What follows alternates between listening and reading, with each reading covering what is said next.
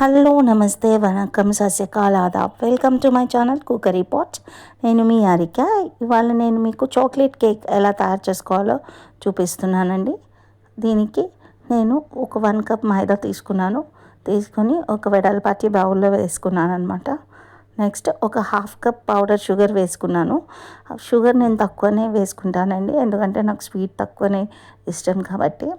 ఓకేనా. ఇప్పుడు దీంట్లో నేను ఒక 1 స్పూన్ బేకింగ్ పౌడర్ వేసుకుంటున్నాను. ఓకేనా. నా దగ్గర ఆల్రెడీ ఇంట్లో ఉందన్నమాట. అండ్ ఇందులో ఒక 1/2 స్పూన్ బేకింగ్ సోడా కూడా వేసుకోవాలి. ఇప్పుడు ఈ పౌడర్స్ వేసుకున్న దానిపై నుంచే మనం నిమ్మకాయ పిండుకోవాలండి, ఒక సగం చెక్క. దానివల్ల ఈ బేకింగ్ సోడా అనేది రియాక్ట్ అయ్యి చక్కగా నురుగు వస్తుంది అనమాట. దానివల్ల కేక్ పఫీగా వస్తుంది అనమాట. ఓకేనా. చూసారు కదా ఎలా నురుగులు వచ్చాయో. ఇప్పుడు ఇందులో 3 స్పూన్స్ కోకో పౌడర్ వేసుకుంటున్నాను.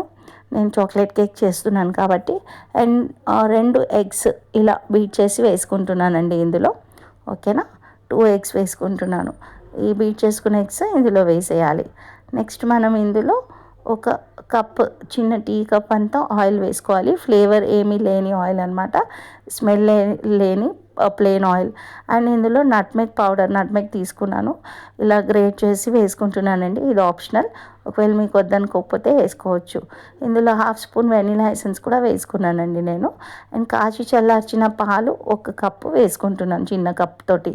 ఓకేనా. కొంచెం మిగిల్చాను, ఒకవేళ పిండి గట్టిగా అనిపిస్తే మళ్ళీ వేస్తాను. ఇప్పుడు విస్కర్తో కానీ లేకపోతే విప్పింగ్ మిషన్ ఉంటే విప్పింగ్ మెషిన్తో కానీ మీరు ఒక 10 మినిట్స్ పాటు కేక్ని బ్లెండ్ చేయవచ్చు అనమాట. నా దగ్గర అవి లేవు కాబట్టి నేను మిక్సర్ జార్లో వేసుకొని చక్కగా దీన్ని ఒక 10 మినిట్స్ పాటు బ్లెండ్ చేసుకుంటున్నాను. దానివల్ల చక్కగా కేక్ పఫీగా వస్తుంది. ఇప్పుడు ఒక కేక్ పాన్ తీసుకొని ఇలా కాచి చల్లార్చిన బటర్ని మొత్తం కింద, అడుగున, మొత్తం సైడ్స్లో ఇట్లా మొత్తం అప్లై చేసుకోవాలండి. ఓకేనా. బ్రష్తో కంటే నాకు చేత్తోనే కంఫర్టబుల్ ఉంటుంది. మీ దగ్గర బ్రష్ ఉంటే బ్రష్తో కూడా చేసుకోవచ్చు. ఇలా చూసారు కదా, ఒక పేపర్ని రౌండ్గా కట్ చేసి దానికి కూడా బటర్ అప్లై చేసి ఇలా అడుగులో పెట్టేశాను. మీ దగ్గర బటర్ పేపర్ ఉంటే బటర్ పేపర్ కూడా పెట్టుకోవచ్చు. పేపర్ లేని వాళ్ళు ఇలా కూడా మీరు ట్రై చేయండి, చాలా పర్ఫెక్ట్గా వస్తుంది కేక్ అనేది. ఈ మిగిలిన బటర్ని పైనుంచి వెళ్ళి ఇప్పుడు ఇట్లా అప్లై చేసేస్తున్నానండి నేను. ఓకేనా. చూసారు కదా, అన్ని సైడ్స్లో ఇలా మొత్తం కేక్ ప్యాన్కి మొత్తం బటర్ అప్లై చేసి ఇప్పుడు ఈ బ్లెండ్ చేసుకునే కేక్ బ్యాటర్ని మనం ఈ కేక్ ప్యాన్లో మొత్తం వేసేయాలండి. క్లీన్గా మొత్తం అన్ని సైడ్స్ ఈవెన్గా వచ్చేటట్టు చక్కగా వేసుకోవాలి. ఓకేనా. ఈ విధంగా ఇప్పుడు ఈ కేక్ ప్యాన్ ఇలా పట్టుకొని మనము ఒక 3 టైమ్స్ ఇలా ట్యాప్ చేయాలండి. ట్యాప్ చేయడం వల్ల ఎయిర్ బబుల్స్ ఏమైనా ఉంటే వచ్చేస్తుంది అనమాట. ఓకేనా. ఇప్పుడు స్టవ్ ఆన్ చేసి ఒక వెడల్పాటి గిన్నె పెట్టుకున్నానండి నేను. పెట్టుకొని ప్రీహీట్ చేసుకున్నాను 5 మినిట్స్. తర్వాత మధ్యలో ఒక స్టాండ్ పెట్టుకున్నాను అనమాట. మీ దగ్గర స్టాండ్ ఉంటే స్టాండ్ పెట్టుకోవచ్చు.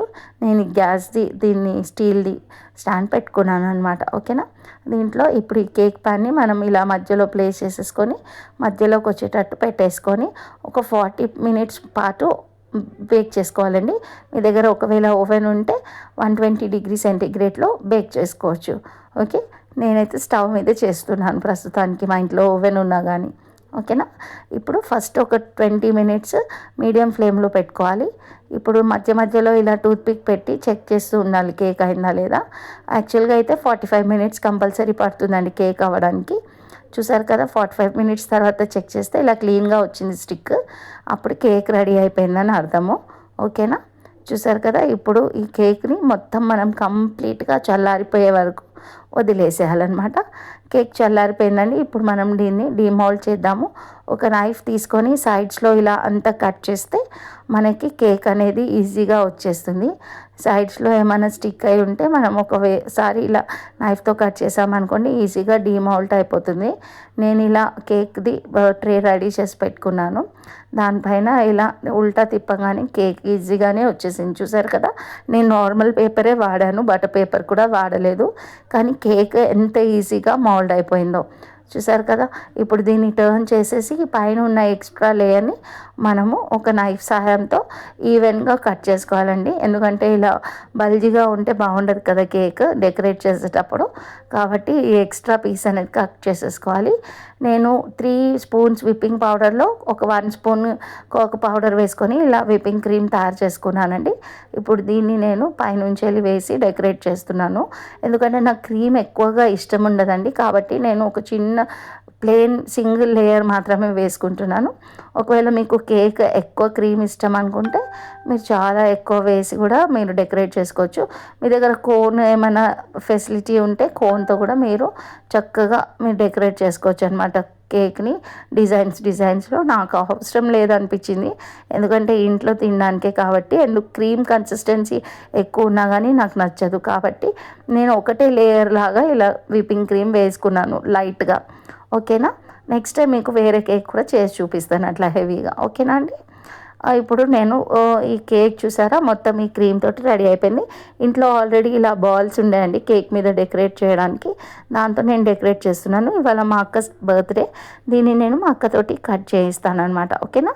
నా కేక్ రెసిపీ కనుక మీకు నచ్చితే కనుక నా ఛానల్ని లైక్ చేయండి, షేర్ చేయండి, సబ్స్క్రైబ్ చేసుకోండి. ఓకేనా. నా కామెంట్ సెక్షన్లో కామెంట్ చేయండి. ఓకేనా అండి. బాయ్. Love you all.